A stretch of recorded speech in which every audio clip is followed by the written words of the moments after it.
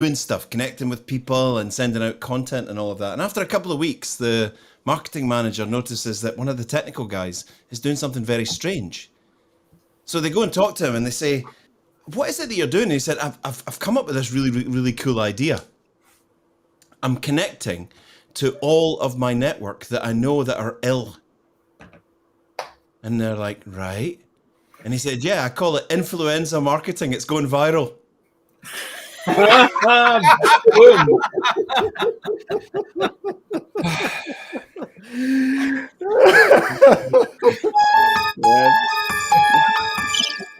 Crickets. That's all there was for that one. Influenza marketing. Viral. We got it. There was. Yeah. Okay. I'll get my code. Get your code. Yes. Anyway, hello everybody. Hello. Welcome to this Friday's download. It's lovely to see you all here. So, as always, shall we go around and do some intros? Alex, you're in the top left, so you might as well kick off. Good morning, good afternoon, wherever you might be. I'm Alex Abbott, founder of Sapiro and very proud DLA Ignite partner. Fantastic. Rob. Good morning, all. Welcome from Boston. I'm Rob Durant, founder of Flywheel Results and a proud DLA partner. Lorena. Hi, good morning. I am based in Lima, Peru. And I am also founder of Performa, legal marketing and social selling for lawyers and law firms. Lenwood. Hi, I'm Linwood Ross. I'm the founder and CEO of Accelerate, a DLA Ignite partner. I'm just outside New York City. Tim. Hi, everybody. I'm the CEO and co-founder of DLA Ignite. And welcome, everybody. Eric. Hello, I'm Eric. Eric from Crux, here in Aberdeen, Scotland. I don't know why I say Aberdeen, Scotland like that. It just feels appropriate. I think I've been hanging about with Tracy for too long. We are digital commercial advisors. Tracy's one of the team. She's proudly wearing the badge. And we are strangely proud partners. Well, we're partners. Anyway, we're partners. And the lovely After that joke, they could say the same. Yeah.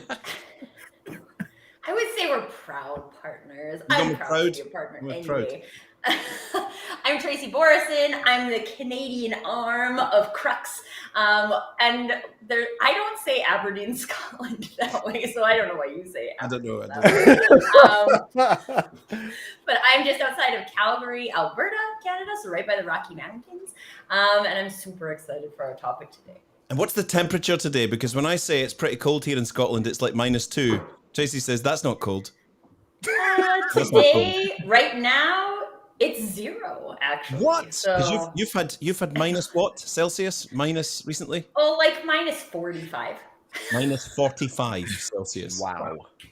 I was talking to Eric about how we were in the mountains over the holidays, and I was like, it was so nice. It was like 0 degrees.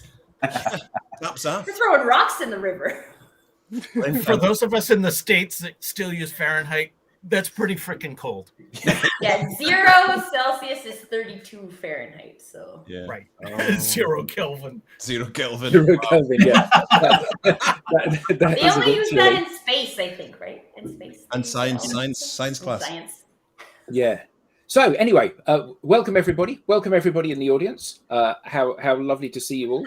And if it's your first download of the year, then Happy New Year. And for you lot, it's not Happy New Year because we were all here last week. So this week is quite an interesting topic, I think, isn't it, that we're going to discuss. What exactly is being a modern digital professional?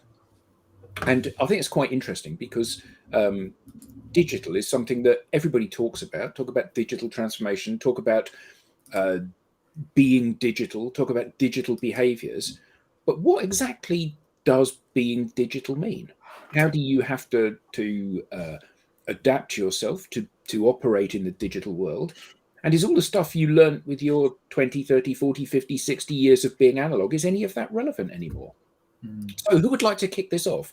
What is being a modern digital professional? But Smart, pretty smart. Has anyone asked ChatGPT before we get started? Well, that's bound to be the right answer, isn't it? Do you want me to tell you the answer? Yeah, go on. Okay.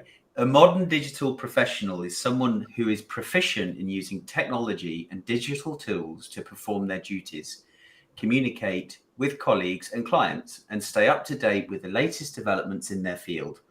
They may be experts in areas such as website development, social media marketing, data analysis, or graphic design, and are typically well versed in a variety of software and programming languages. Okay, well, so some of that's certainly true of us, isn't Some it? of it is. Shall I stop there? The key phrase there is, if you take this back to the root of your question, what is a modern digital professional? Is someone who's stayed up to date with the latest trends and what's working and what's not, and someone who's completely got their head on a swivel, as we've discussed before, as the Marines say, as to what is working these days commercially and what's not working, and willing to change. So fundamentally, I think it's someone who's aware, they've got their heads up and they're looking around. They're willing, they're brave, and they're willing to sample things, and they're willing to take what might be viewed as quite risky moves by some, might be viewed as quite risky moves, to change and flex and swell with what their markets require. That, for me, is the fundamental of what a digital professional, before we get into how they behave and what they do, it's that yearning for staying up to date, staying modern, staying relevant, and keeping up to pace with it all. The digital technologies part is important, but also there's the whole swathe, which I'm sure my learned colleagues will go on and talk about here, is the whole behavior appetite and activity appetite, but fundamentally inquisitive about what works best in their markets and willing to change. That's got to be the fundamental, right? Yeah, absolutely. My concern about this. Sorry, go on, Rob. And I just wanted to give an example of what I believe it means to be a modern digital professional. I've been awake for 2 hours now. First thing in the morning, hi everyone. In the last 2 hours, I started my day on my phone, as I tend to do, where I received a message from somebody I had connected with about 2 years ago. She's in Spain, and she was asking me about sales enablement, and I'm exchanging ideas with her. Later, I move over to Facebook, where I'm connected with a group of entrepreneurs, and somebody put up a post, and I responded with lyrics from an old school hip hop song, because I'm hip. You're done with the kids, and Rob. We know it,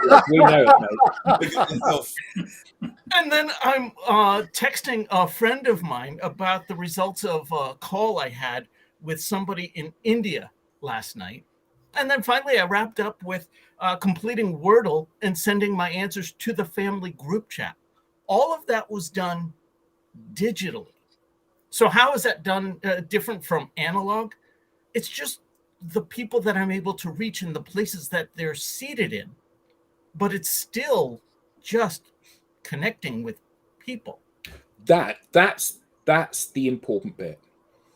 Digital is the platform to enable you to access these people. It isn't a change in what you consider life to be. And I think that's one of the big issues, isn't it? If you think about the ChatGPT definition of the question that we asked, it was talking about digital technologies as if using the digital technology was being a modern digital professional, and it isn't. The fact that it's using the digital technology in order to do the things that you would have done in a human-to-human interaction. That's the point, isn't it? And doing more of it. Yeah. I would like to combine those two and just say, combine what Eric said and, well, actually the three of you, just say that, there's the learning piece, which is like, the always be learning. Then there's the connection piece. When you bring those two things together, that means there's going to be tremendous change, because we're learning so much faster and we're communicating so much faster that means that the new things that are coming out of those interactions is, the pace is just remarkable. So, and that's not even getting into the exponential nature of digital interaction, right? We're one to many and many to many. So those things create a level of speed and complexity that requires, right, the behavior changes that I'm sure we're going to get into. So what are the risks? Because the way that this has been described is that it's really straightforward. Rob wakes up in the morning, he uses his phone, he gets some connections and some conversations with people on one of the social channels. He then moves that to an email or a text exchange. He then moves that to a group chat, and he then posts something on Facebook. So it's all of those different channels, and it's a piece of cake. So what are the risks? Why isn't everybody doing this? I think one of the biggest risks, there's a few risks. One is overwhelm. So we have to, digital requires that we be able to set boundaries ourselves. In an analog world, then just the nature of the interactions, boundaries were set for you. A perfect example of that is the workplace. If you had to go into the workplace to have an interaction with your colleagues or customers, you've got a natural boundary. Today, those boundaries are they're non-existent, which is why people are so overwhelmed. You just a constant flow of communication and information. It makes it very, very, very difficult. And the other big risk is a lack of focus. Okay, so if we can't decipher or understand what we need to be focused on, the noise is overwhelming. And there are, people with vested interests in, pushing their particular piece of technology or their way of thinking. And if you can't tell whether that technology or way of thinking is what's needed for how things are today, you could be in a world of hurt. I think that's true.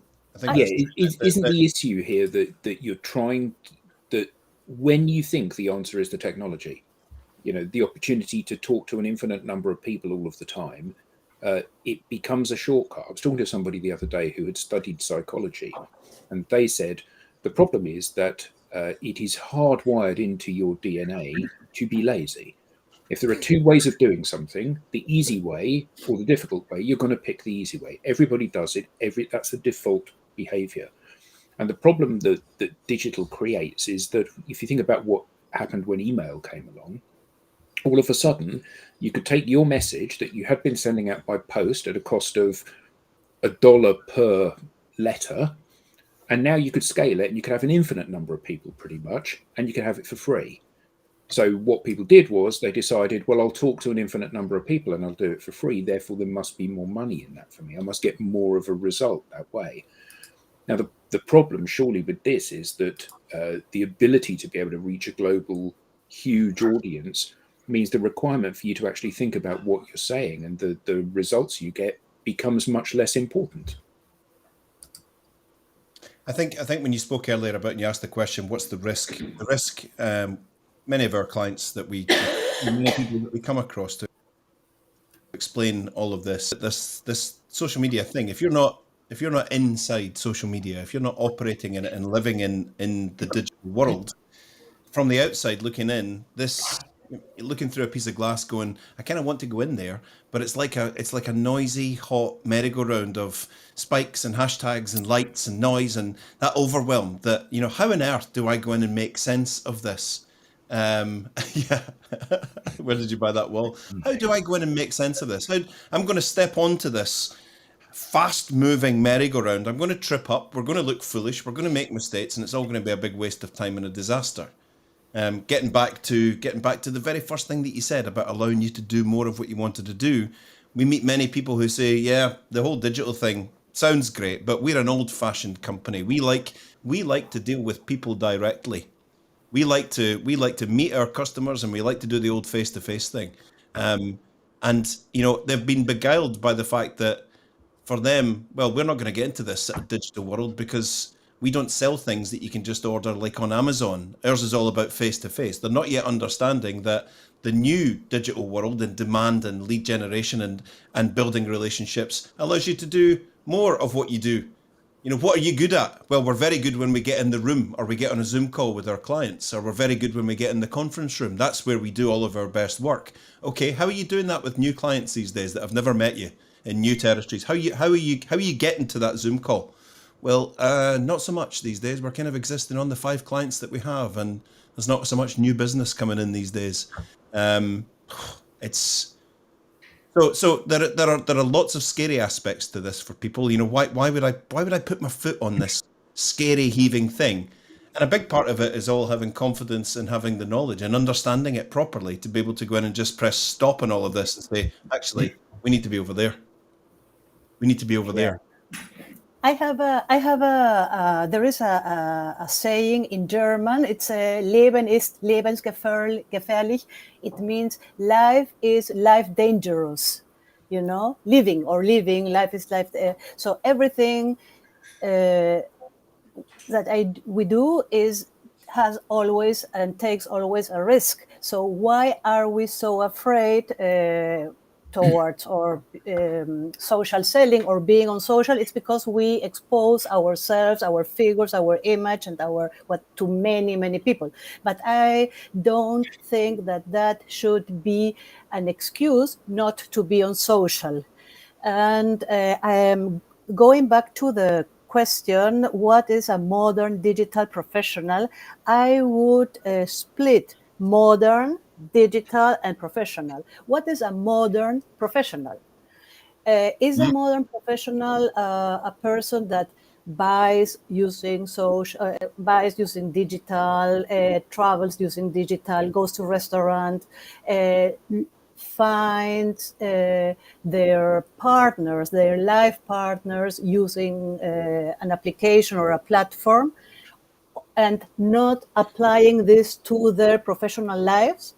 So I think the modern professional, the modern digital professional is the person that does all what I mentioned, but also in their professional lives, in their organizations, in how they contact people, how they sell, and so on. So that's the point. And I think that's the main barrier that I found, for example, with my clients, lawyers or digital. Excuse me. Yeah. With my. Excuse me? I was going to say, yes. Respecting those boundaries that Lenwood was talking about earlier. You know, that's one of the biggest challenges that I see is people don't respect those boundaries. So I think there was someone saying they got an invitation in the comments and they ignore it. It's, you know, they're just blasting these things at people on social, not respecting or understanding the boundaries, because they wouldn't walk up to someone in the street and slap them with an invitation. Exactly. Yeah. I think Andrew had a great question. Like walking through a networking event, throwing their business cards at people, and just like, I mean, like, this is gonna work, right? Yeah. But haven't you've nailed it there? So you know, if you imagine how you operate within a face-to-face business networking environment and just port that into the digital space, you behave in exactly the same way. You meet people and engage people in a conversation in exactly the same way. Some of those people say, you know what, Tracy, I really like you. I want to work with you. Some people say, actually, Tracy, you're not really my cup of tea. I don't want to work with you. That's fine. And the reason that's fine here is because rather than having 50 people in the room, you've got 500 million people in the room. Yeah. So you can afford to be choosy and let them be choosy. Can you bring up Andrew's question? The egos company one. Scared. The egos one. Oh yeah, I think that's a fantastic question. Yep. I don't know that it's ego driven though. I think it's more, well, these sound derogatory, but fear and ignorance. For 20 years, for 30 years, I have done business this way. I know how to do business this way. I know how to lead others doing business this way. And now you're telling me do it that way. I don't know how. And I'm afraid if what you're telling me is just a fad or doesn't work, I'm tanked. No, I'm going to keep doing what I've been doing because 20 years, 30 years of practice tells me it works. Yeah. And I mean, I totally empathize with all of that. My profession before I became an entrepreneur and started doing what I'm doing today is the legal profession, risk averse, very conservative, so that doesn't help us when it comes to digital. But Adam touched on something which is, I think, the essence that we should emphasize more. And that's conversations. Okay. If we can get people to focus on this idea that what really matters is conversations, and you're really good at that. Mm-hmm. You're good at that in an analog environment. That's why you think being face to face is what you need. But in reality, being in proximity to one another isn't necessarily the thing that's most important. What's most important is that you're able to have this conversation. So if we can get people to think, hey, really, what you just need to learn is how to have those conversations that you're awesome at in a new way. Like the only thing you really need to learn is the new way. Then I think maybe they'll get over, the distraction of the medium, the mechanism that is enabling the conversation. It's critically important that they do that, because this digital way enables you to have those conversations much faster. And that's really the issue. Yeah. Your competition can run much faster than you.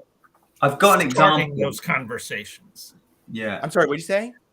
An even finer point is starting those conversations. How do I do that digitally? Yeah. So I've got an example. Once the conversation started, I can take it from there. Yeah. Alex. Ron's touching on the same point. Alex, start conversation, Alex. I've got an example of a conversation this week where a CEO of a company is trying to do prospecting on social media. And the example he gave was that somebody had posted about a specific problem they had, and there was a conversation about this specific problem, which he can solve. And he sent him a message, and he doesn't know why he isn't responding. And that's because the message is, hey, I overheard you talking about this. I have a product that solves that problem. Let's have a chat. Completely missed. Like, if you think about the networking environment, that's like saying, I was earwigging your conversation and I wanted to get in on that. I can solve that. It's like, hold on, that's a bit rude. You're interrupting my conversation. And I think, it's exactly the same on social media. Well, and I think one of the interesting things that I see is this, like, it really is the digital transformation, right? Because it's about people figuring out how can I show up the way I show up analog in a digital way? Because we still have this like brain thought pattern that says digital is different than analog, right? And I have to show up differently. And I don't know if it's like rooted in like everything in the like digital dating arena launched when I was in high school, right? And it was like fun to set up fake profiles, and that's what you would do, right? There's like this inherent kind of fakeness that's always existed in digital. So I think that there's like a mindset shift in terms of the digital transformation of being able to say like, hey, I just show up as myself online. And you know what? I want to give this example because I think a lot of people, when they receive my connection request, thinks it's weird. But like sometimes I stumble across a profile and I just get a vibe from the person's picture or tagline or something. And I was like, hey, I was on your profile. I'm feeling your vibe. Would you like to connect? And not everybody does that. Made him nervous. Miss Morrison, can you kindly stop feeling my vibe, please? Connection requests, restraining orders from my lawyer. Is she watching me through my camera? Yeah. Daddy, people there's strange accept women in the garden. But here's the reason why. I want to tell you the reason why I do that, because I do the same thing at an in-person networking event. The people I go over and talk to, because I feel a safe vibe, right? I'm like, oh, that person looks like bubbly and fun. I'm going to go over and talk to them because I think it's have fun. Yeah. Oh, Leah's saying my aura is magenta. I've heard that before, actually. Thing. I don't know about auras. Do more, Leah.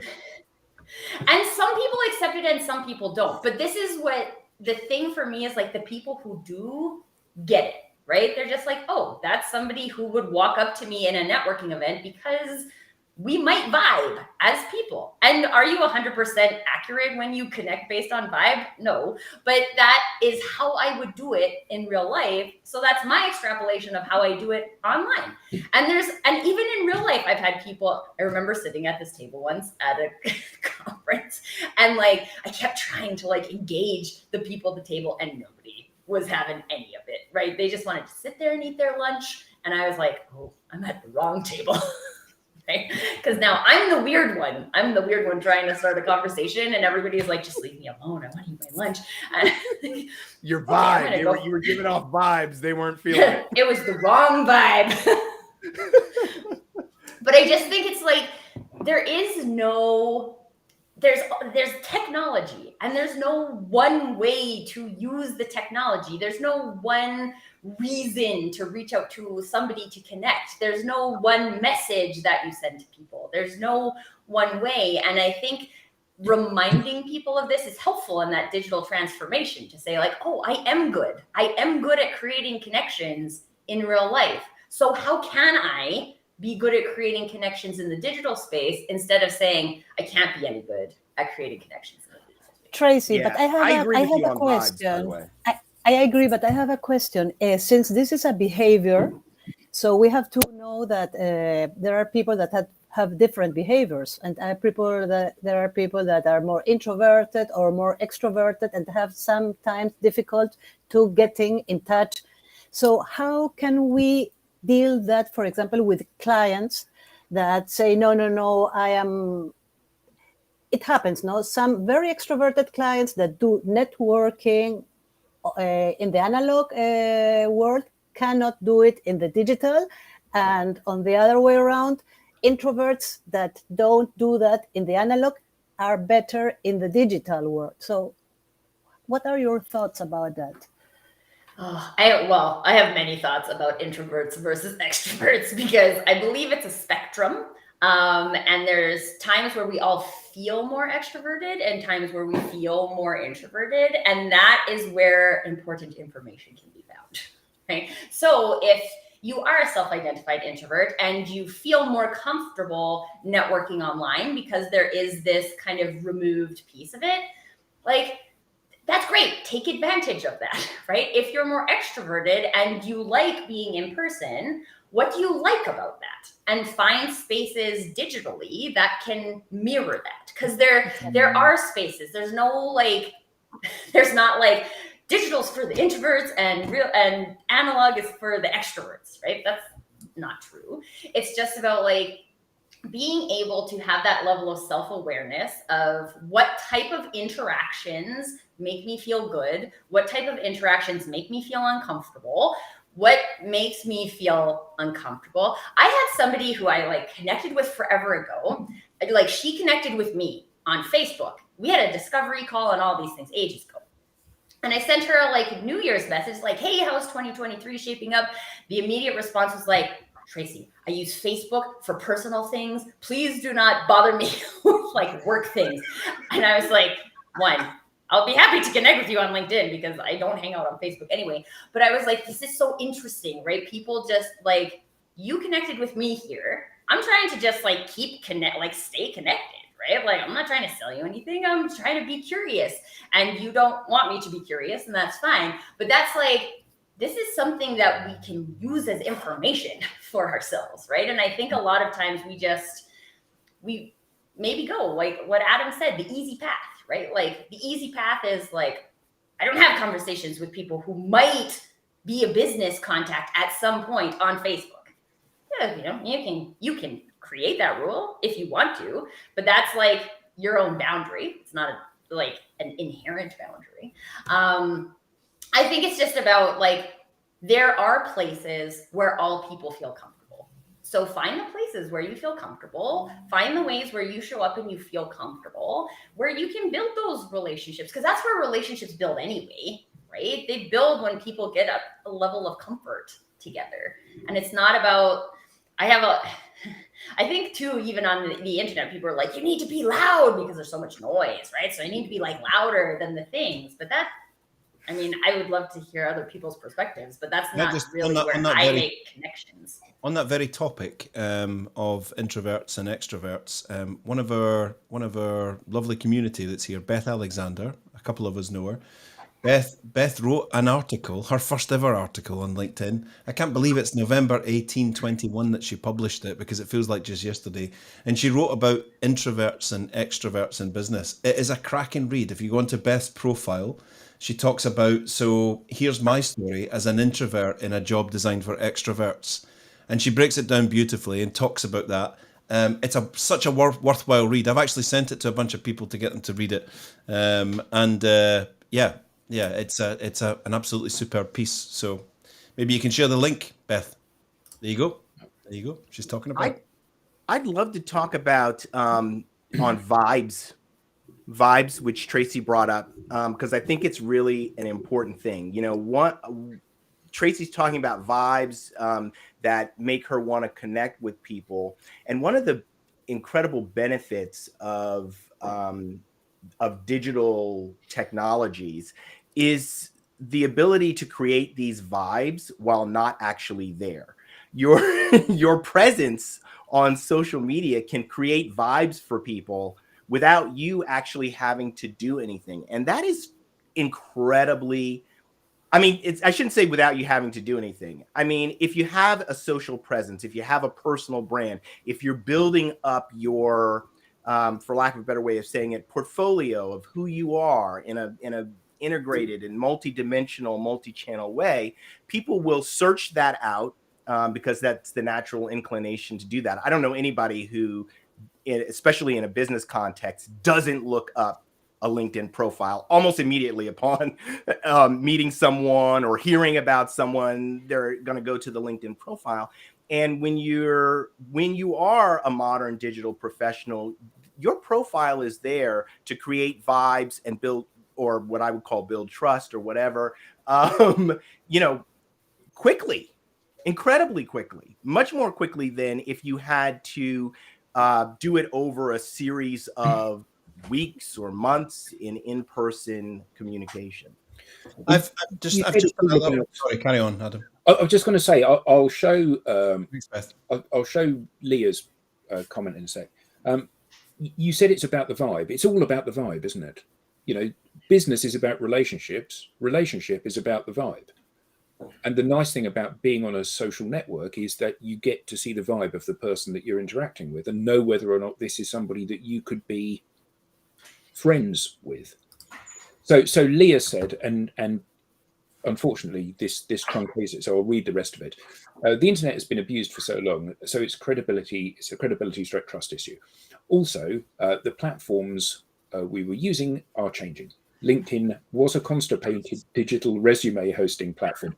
Absolutely. It's now morphing into a social network. But it took people breaking down unspoken rules to chip away at that initial concept.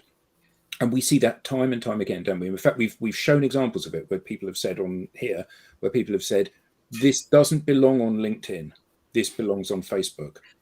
No, it belongs where you're interacting with people. In a business context, would you take somebody to a football game? Yes, you would. Why? Because you want to get to know that person. And if you I think it took a little bit of LinkedIn backing that up as well. It's not as if it's just the community that have done this. Yeah. LinkedIn came out and changed. I mean, all the adverts in the last 3 years about LinkedIn have been about diversity and inclusion and play out your stories, play out all of this. So they almost, there were the rebels who were doing it before they gave permission, who were actually trying to twist this big beast round to become a social network. And then they finally went, oh, actually, if we make this a professional social network platform, this is going to be better for us. So we saw all the stuff about LGBT, about race, all about that sort of stuff, playing it all out, be different on social, be different on LinkedIn. And they kind of almost backed it up. So that's when the Facebook warriors, I think, completely disappeared, when LinkedIn actually, the platform owners and hosts actually started disagreeing with them and saying, no, this is what we want.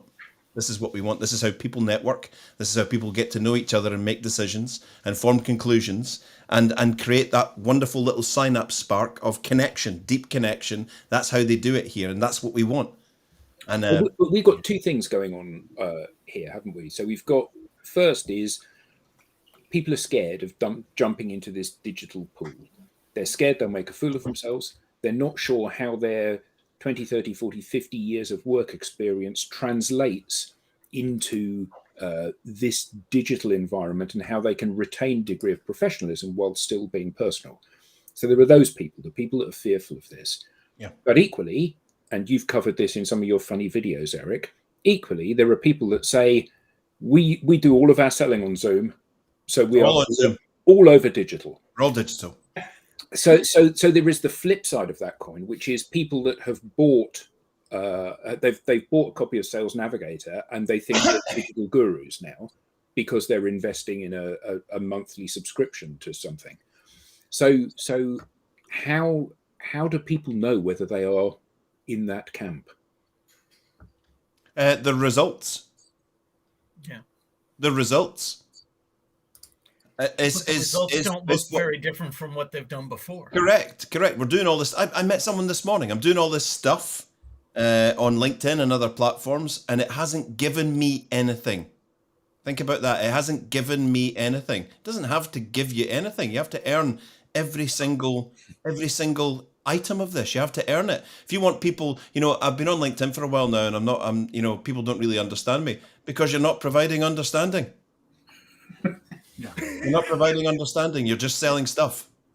Yeah. I've tried that relationship thing, but I can't seem to form any relationships because you're not trying. You're not trying. There are, Graham Alexander is one of my great hold-ups to this. Guy is nearly 60 years old, a complete technophobe. Oh, I'm terrified of social media. I don't know if I could do it. Had 71 followers when he started out trying to do this. Had never produced a piece of content before. Is now firing out content left, right, and centre, all created in a way to let you understand him and let you understand what his specialisms and his personalities are. I can't believe this. I've just connected with a guy who's over in Greece who said he likes my content. We've had a Zoom call and we're going to end up doing some work for them. This is amazing. Yeah, it goes back to, I don't know who said it, if you want the thing, you've got to do the thing, because if you don't do the thing, you don't get the thing. Who said that? I don't know. That's great. It reminds me of a comment actually that was made earlier and was talking about someone was saying if you're local and you want to go international, like social media is a great way to do that. When I was much younger, I always wanted to be always wanted to be like an international man of mystery. And you are, Lenwood. And you are. You are. I always wanted to be and so I thought I had to be an international lawyer. I thought I had to be an international lawyer, and then I didn't become an international lawyer. I became a corporate lawyer, and then most of my corporate law work was focused. I had the occasional international deal, but I wasn't international. Mostly focused on middle market companies here in the United States. Anyway, I say all that to say that when I got involved with social media, all of a sudden I became the international man of mystery I always wanted to be. And it was, I mean, I think maybe last year I discovered, wow, I've got this huge well, not huge for me maybe, but there's like 5 people in India that are, this idea that there are people in India who are paying attention to what I have to say. I just love it. It's just awesome. Hi, I'm Lemwood Ross. I'm very big in Bangalore. It's awesome. I'm huge in Bangalore. That's actually my second comes to mind. But then the other thing that I wanted to bring up, which I think a lot of people might be feeling, is it too late? Have I missed the boat? Or, yes. Let's focus on that one. Is it too late? Have I missed the boat? What's the answer to that question, guys? Definitely. Yes, you have. Definitely not. Definitely not. The many boats have left the quayside, but there is a boat for you waiting. There is a boat for you waiting. Tim and I were having conversations, this is some years ago now, with a large consultancy who are globally recognized. And one of them said, when we laid out what we thought their strategy should be, one of them said, yeah, we're not going to do Twitter because we're too late on Twitter now. Mm. And this was the person that was head of marketing saying they didn't want to be on Twitter. They haven't got, as a company, they haven't got a Twitter account. So it beggars belief, particularly seeing as they're selling people digital transformation. There are so many loops of irony in it. Sorry, Leah's just put there's a lifeboat waiting for you. Yes. No, but it's not too late. And I don't think it'll ever be too late. Even if and that's because I know there are people who think that social media might go away, or that they're too late on LinkedIn. These platforms are very old. Or look at Twitter. Will Twitter be around next year? Those kinds of questions. And here's what I have to say about that. Whether it's Facebook or Instagram or LinkedIn or any of these platforms, the skill that you'll learn whenever you get going is going to be relevant for the next generation of platforms, whatever they happen to be. There was Friendster and MySpace and all that first generation of platforms before Facebook and Instagram and LinkedIn. So this is an important and highly relevant change that will continue to evolve. So it's important that you get started. Don't feel like you've missed a boat. Get started so that you're ready you can deal with what's happening now, but you'll be ready as things change, as they inevitably will. It's not about the platform. It's not about the platform. Person. It's about the skill. It's interesting when you meet people who say, well, there are all these, I'd love to jump in because I think we could do some really good there, but we're not like those other people that are posting content and posting all this stuff. We're not. Why are you not like them? Well, they know what they're doing, and they're out there doing all of that kind of stuff, and we don't really want to, we're kind of inquisitive and curious, but we're not like all of those people. All of those people that you see every day and you look at and you think, well, they really know what they're doing here, all started just like you. And there's a big part of like almost like imposter syndrome to this that we need to get over. Every single person that produces content and has a profile that you understand on LinkedIn, Twitter, Facebook, wherever it is, decided to start and actually take what was rightfully theirs in the first place. If you have an account, you're supposed to produce content. That's what the platform wants you to do. If you have an account, you're supposed to have a great profile. You deserve it. You have the right, just as much as the person who's got 30,000 followers and puts out jazzy videos every day. You have as much right as them to take your digital space, put the marker down and say, I own this. Well, that person with 30,000 followers, they, like you, started with 0 followers. Zero.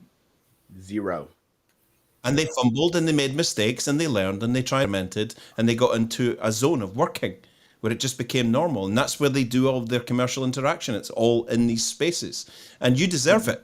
You deserve it as a modern professional. So what does a modern professional look like these days? The modern digital professional? Someone who's realized that actually I have the right to do this because I'm just like everyone else. that's good at this. And all I have to do is for all my life, I've said tomorrow I'm going to learn how to do keepy-ups. The only reason between the difference between me and my son, we started one day in the garden and we couldn't do any keepy-ups with a football. Now he's brilliant at it. I just haven't practiced. If I decided this year I'm going to do 100 keepy-ups and I'm going to be great and get it onto my knees and my shoulders and all that, I could do it. But I just have to practice and learn. Eric, and I have a question. And do you think, for example, that this modern professional should think about a platform in a strategic way, and also thinking that they have to invest not only maybe resources, yes, but not only maybe money, but also energy and time? And before you answer or anybody answers, I told you in our last meeting about a client, a legal firm that was working on a campaign, and they told me that they are organizing breakfast, some breakfasts with potential clients. And I was so amazed and so surprised. Why don't you invest in being more digital? You have all the tools, you have the people, you have a commercial team, and so on. Yeah, that's. So the first question was about time and energy. And a strategy. Strategy. So yeah. So what tends to take all the mystery and all a solid plan and a solid strategy, right? If we don't have that to start with, we're navigating in the dark. So the solid plan and the solid strategy are going to give us a course of action and an understanding of what we're here for. And results. And well, maybe I think the results will come once we start out. We can't just put the strategy and the plan in place and hope that the results start happening. We need to then take that to work, take it to market, and convert it into some sort of commercial interaction. I always find it interesting when we go on a call with people who say we don't have any pipeline, we don't have any new leads, we can't get recruits, we can't get the investors we're looking for, and our company's going down the toilet. Well, here's a way that you could do this, and here's a framework. It's going to take a lot of time and effort. I'd rather do more of the stuff that isn't working that's got me into this car crash of a situation. That seems like hard work. It's hard work, but we have to do it. You're not able to get new leads and meet new people, so we're going to show you how to prospect and network digitally. That seems like, how am I going to fit that into my day? Doing what? Well, I'm doing all of the stuff. That's always my argument. Or eliminating what? Yeah. Yeah. Eliminate all the things you do that don't work. How about? But we can't, because that's scary, and I need to hold on to them because that's my whole existence. We need to double down on them. We're just not doing enough of them. Tim and I were doing a speaking gig maybe 2 or 3 years ago, and one of the people at the speaking gig put their hand up and they said, "Yeah, I don't want to do kind of like personal stuff on social networks because my family and my what I do with my life and my work, they're two completely different areas, and I don't want to do any of that stuff in the business space." And we said, "Are you over 100% of your number?" And the person said, "No, nothing like." Okay, well then you haven't really got the choice here. This is going to solve that problem. And it's one thing saying, I'm not going to do this from a position of strength. I don't need you to show me how to be digital because actually we've had our best ever year. We're more profitable than ever. And I've just ordered a brand new Bentley. Okay. Hi. Yeah, exactly. That's the end of the conversation, isn't it? We're in real trouble. People have left. We can't afford to hire new people to replace them. We're not hitting our numbers. We're not going to get our Series B funding. All of these things are going wrong. We've got no pipeline. We've got no way of generating more pipeline. But actually, as you said, Eric, this does look like it's going to be too difficult. So we won't bother. Yeah, this is going to take a lot of time and effort. Yeah. Yeah, it's interesting, isn't it? And I think that part of this is down to the fact that people just become speaking gigs. It does sound dodgy. You're quite right. A lot of this comes down to the fact that people haven't got a clear set of steps that they need to go through. The idea of having a mechanism to generate conversations is great. The idea that salespeople can have so many conversations that they can deploy the sales skills they've spent their entire careers building sounds great. the fact that we're doing all of these different we can do all of these different things which will promote us on a global stage, make us look professional, make us look, it all looks great, but where do we start? And a lot of the challenge for this is that if people go to those the previous organizations that they might have gone to, one of the big consultancies, one of the ad agencies, all of these people have vested interests, or in the case of the big consultancies, zero knowledge and experience in this space. Yes, they know how to employ a digital supply chain solution. They know how to add an ERP system. They know how to configure the latest marketing automation software, but they don't know how to be digital. And we see that time and again because they themselves are not digital.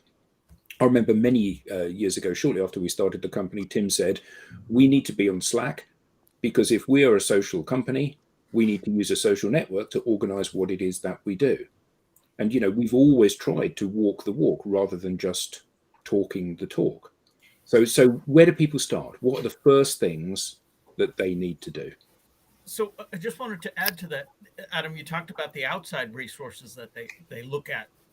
They look to for answers. They also look to inside resources. So shout out to my sales enablement friends. They're looking for sales enablement and marketing to give them more brochures or more sales training or just a perfect script that's going to flip the switch. And converting that to a digital presence, a social enablement, is the internal support that they can get for that as well. That was something that was coming up for me too, because in our last episode, Leonard was talking about training the people, right? And I think what I'm hearing a lot here is that if we haven't enabled the team, then and we're always just looking at this, how can someone make us look? Like Mark was talking about, like, I'll pay a PR firm to make me look like a modern digital professional, and we still have this mindset that the secret is in getting someone else to make me look like something I'm not, instead of investing in actually enabling me and my team to be that, right? To be a modern digital professional, because you're paying money for someone else to make you look like the thing. So you could take that money and invest it in actually becoming the thing. Would you, Tracy, would you expect to have someone who is training you to be a modern digital professional to be a modern digital professional? So, for example, you can buy training on social media to teach you how to be an influencer from people that are not influencers. Well, this is my biggest problem. I'm just wondering, should the people who are training to be modern digital professionals be modern digital professionals? Yes. Well, and I think now we're talking about, like, what's the measure of a modern digital professional, right? Because one of the challenges, and Leah talked about it with the trust issues with digital platforms, is who do you know how to trust, right? Anybody can come up and put on their LinkedIn profile, I'm an expert at helping people thrive in the digital environment, right? And both of my connections think I am as well. Well, and I think that's the point, right? Is that at the end of the day, this still comes back to, like, the human interaction. The reason people come to listen to this show is because the people who come and hang out on this show have unique insights about the digital environment, right? These are people who come and put their brains to work every Friday morning for me, so that when we can explore, we can learn new things, we can test out, like, I don't know how many of you were here when we were on the name has escaped me, when we were all in the virtual space and also Metaverse. That we were in Minecraft. The metaverse. Yeah. What was the name of the Call of Duty, I think it was called. Too bad. No, it's too bad. I can't remember the Agora World. But yes, Agora World. Anyway, so, like, that's a demonstration of digital exploration, and digital exploration leads to digital expertise, right? So, like, are we all experts at all things? No, but it's not the point. The point is to demonstrate what we know. And if it's interesting to you, then we have a conversation, right? I had this example once. So I connected with this lady who on her profile was all about connecting, right? And I'm like, ooh, I generally have really fun connections with people who are connectors, right? And I was chatting with her in like the LinkedIn chat, and I was like, oh, would you be interested in having a Zoom call sometime? She's like, oh no, I don't do that. And I was like, okay, I'm confused, right? Because this is the start of a connection, yeah, but it's not a going anywhere part of a connection, right? You didn't get your vibe? No. Well, and then I wrote a blog post about it, and then she figured out that the blog post was about her. And I was like, the thing is that there's people who it's still somewhere LinkedIn on an article I wrote. But did she disconnect from you? I don't think she did. Did she read the thing about you and think, I don't like this woman? Oh no. It's possible. I'm not here to be liked by all people, right? I'm not Michael Scott. I'm not going to put that out on our company page as a little quote. I'm not here to be liked by everyone. But but you nobody should. likes everyone, right? Like this whole concept of like, okay, I'll go out on social media and then I'll like snazz up my profile enough so everybody likes me, right? Like, no, not everybody is going to like you. And like, quite honestly, I'm a little bit offended by people who go out and sell the concept of connecting and actually don't believe in doing it, right? Like, you're just selling a concept. And this is part of the trust issues, is that everybody's out there just selling you the thing, right? I'm going to sell you this platform and it's going to be the thing you need to get all of the connections.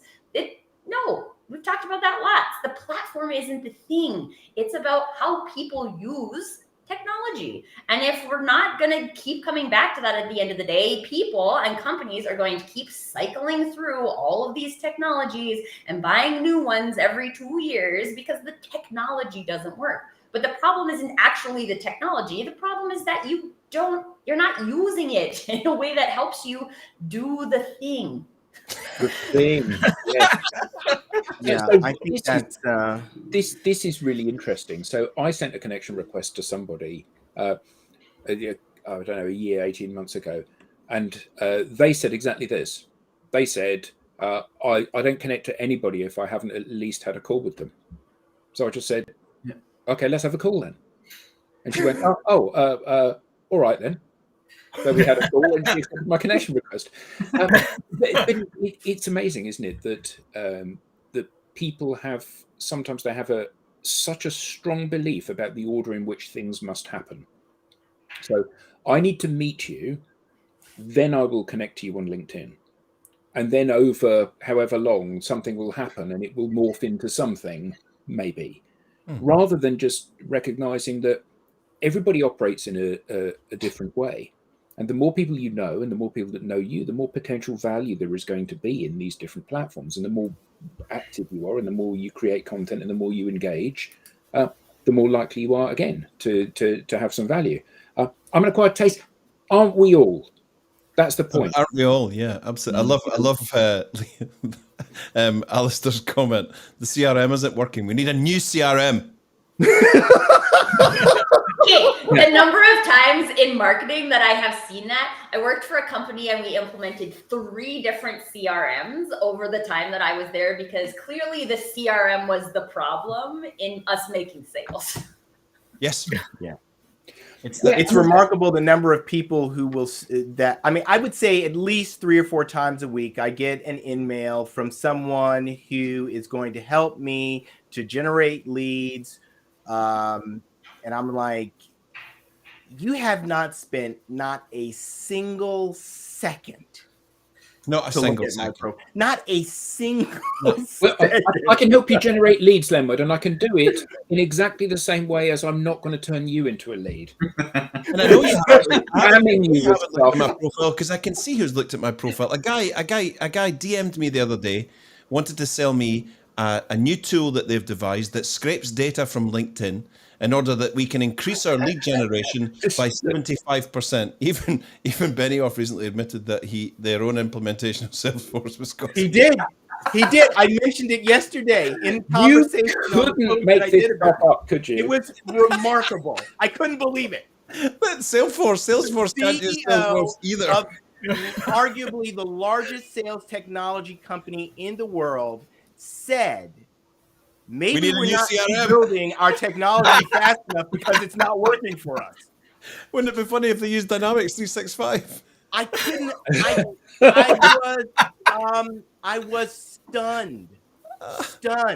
But I think though that the point is, and he's missed the point with what he said there. You know, the technology isn't developing fast enough because we've got problems. No, that's not the problem. The problem is the people are not developing fast enough. So you are facing the same problems that everybody else faces. So he says, here's a catalog of services and tools that are built into our product. That's why you should buy our product. And people go, yeah, I'll buy your product. Then they sit there looking at the brochure saying, this is a magnificent product. Why is nobody using it? Correct. The issue is coming right back to the very beginning of this, which is it's about the people. It's not about the platforms. It's not about the technology. It's about getting the people to use these things that are already there, isn't it? Do you know what the guy said to me that tried to sell me this amazing scraping tool that sucks all this data off LinkedIn and all that? I went back and I said, I find this very interesting given the sort of business that I'm in. Can you guarantee me that LinkedIn are cool with this system and that attaching it to my LinkedIn profile won't give me any problems, i.e., losing my account, etc., being frozen out or whatever? Because I know they're quite sticky about this. And he said it's 75% safe, but we'll give you all the hacks to tell you how to stay under the radar. And you'll be connecting to about 100 people a day. You'll be growing your network by 100 people a day, and you're going to get these great leads, and you're going to change your commercial world and all of that. So just answer me again. Do LinkedIn support this tool, and will it be safe for me to use? Yes and no was the answer. We're over time, but I think it's worth just sharing this thing that happened to me. Everybody on here knows about it, which is that we're using HubSpot, and we had the HubSpot. I had the HubSpot like widget on plugin Chrome. thing, yeah. And I was, doing my thing manually on LinkedIn, and I kept getting messages from LinkedIn like, what's going on? Check your security. Long story short, one day they shut my profile off. Mm-hmm. And I'm like, what the heck is going on? And I, reached out to them in a panic. Their person said, well, let me take a look at your Chrome setup to see if there's anything on there that violates our terms and services. And sure enough, they're going through and they said, HubSpot. Get it out of there. You've got to remove this widget in order for us to get you going again. Holy moly. I was scared out of my mind all the time. I invested in this. Your blood. At the point that you logged in and it said your profile doesn't exist, your blood must have just run cold. I was freaking out. We've locked your profile for 24 hours because you're using an automation tool. I'm like, what the heck are they talking about? But it doesn't matter because you've only got 8,000 followers and 7 years worth of content. So it's not a big deal. Don't worry about it. Yeah, that's because it was an automated response. Yeah, but I mean, that's anyway. That's the kind of thing that can, if you decide to use one of these tools that's being marketed out there. One day in the, at 1 o'clock, you might see, guess what? LinkedIn has shut your profile down. And I imagine they're going to get more aggressive with it for this simple reason. Oh, yeah. It circumvents Microsoft owns LinkedIn, for those who don't. It circumvents their revenue strategy. Yeah. So you could say, if you were to put this in a little sort of motivational template kind of thing, don't do those things if you want to get the thing. Yeah, indeed. And I think that's a perfect point to end today.